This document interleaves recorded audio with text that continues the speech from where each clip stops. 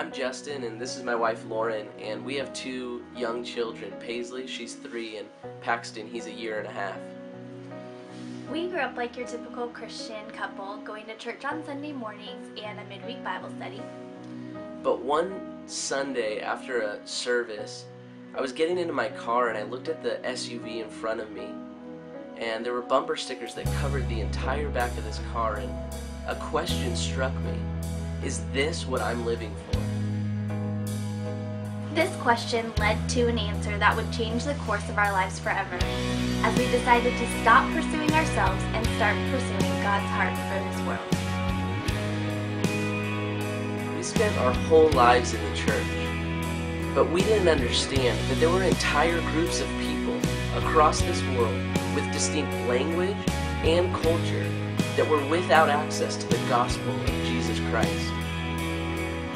When we did hear about what God's Word had to say about these unreached people, we made a choice to respond in obedience. There are over 6,900 languages in the world today, and over 2,500 languages don't even have a single verse of the Bible in their heart language. There are over 600 people groups in Papua New Guinea.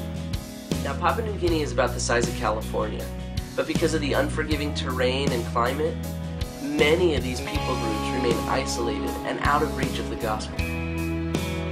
Papua New Guinea is covered by a veneer of religious practices.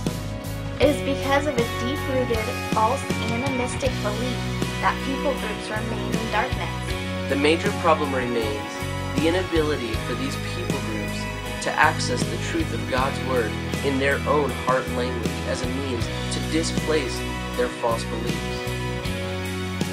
We only have one response.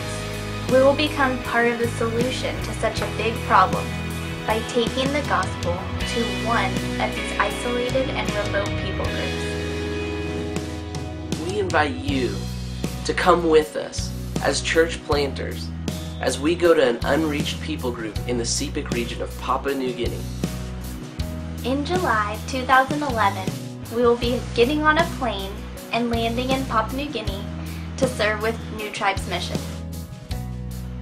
But before we join a tribal church planting team, we're going to spend 1 year in Wewak learning the national language and culture of Papua New Guinea, which is Talk Pidgin.